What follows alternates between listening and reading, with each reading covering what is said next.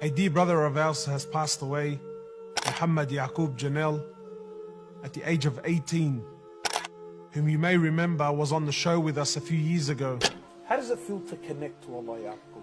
It's an unexplainable love where you feel this connection, where if you ask for something, you don't guarantee you're going to get it, but 90% of the time you think it's going to be accepted, your dua. At the age of 18, and there was nothing wrong with him. He was perfectly healthy, not a worry, not a care in the world, his whole life ahead of him. He went to sleep and didn't wake up in the morning. I remember meeting him the first time. He must have been about 12 years old. We were at a fundraising dinner and he was sitting there on the dinner table and he pledged $5,000 that night. I remember looking at him and we sort of had a bit of a joke, and I said to him, "Where did you get $5,000 from?" And he looked at me with this, wallah, with so much heart and so much iman in his eyes. He said to me, "You don't worry about where I got my $5,000 from." But I remember he pledged it and he paid it. And I got the news when I was in Mina tents. We were doing Hajj and I was in Mina tents, and the news came to me that Muhammad had passed away.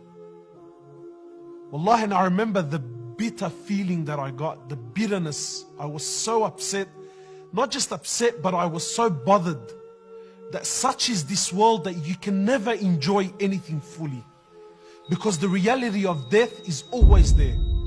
And the Prophet ﷺ, he says, increase much the remembrance of death, for verily it is the destroyer of all desires. There are no guarantees in life. Allah hasn't guaranteed anyone anything except for one thing. The only guarantee that Allah made with every human being, regardless of your color, your race, your religion, your age, your health, the only guarantee that we all have is death. Allah says every soul shall taste death, and death will find you no matter where you are, in the darkest hole, in the lowest valley, wallah, in the summit of the highest mountain. Death will come to you, and it will come as a shock. It will come unannounced. Ali bin Abi Talib radiallahu ta'ala anhu, he says people are asleep. We're asleep, my brothers. Trust me, you and I, we think we're living. You and I, we think we're living because we're chasing our dreams and our whims and our desires and our ambitions. But Ali says, people are asleep. And when they die, they wake up. But only when we wake up, it's too late, bro. Because there ain't no coming back. What is it that we're really chasing? It's not like you and I don't know that we're not gonna die. But we all have this illusion, we all have this fantasy that we've created in our minds. This life plan that I have of mine. This dream that I'm gonna grow up one day to be this amazing person who's gonna be famous and rich and have this amazing car and this beautiful house and marry this beautiful woman and have these amazing children. This is my plan. And right at the end of this beautiful journey that I'm sketching out on this canvas of mine, right at the end there, I've allowed for death, but I've allowed for this noble ending. The reality is, Allah doesn't work around my plan and your plan.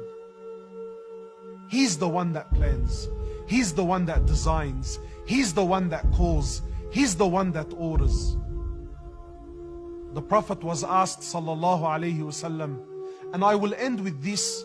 He was asked, sallallahu alayhi wasallam, that, "O Prophet of Allah, who is the one that is most wise?" He said, "The one that is most wise is the one that plans for his death, and he does good deeds in preparation of his death." And when he was asked, "O Prophet of Allah, and who is the one that is most foolish?" He said, "The most foolish is the one chasing his whims and his desires. This is the greatest loser." Be honest with yourself. Where do you fit in this hadith? Are we from the ones that are most wise? Or are we really from the foolish?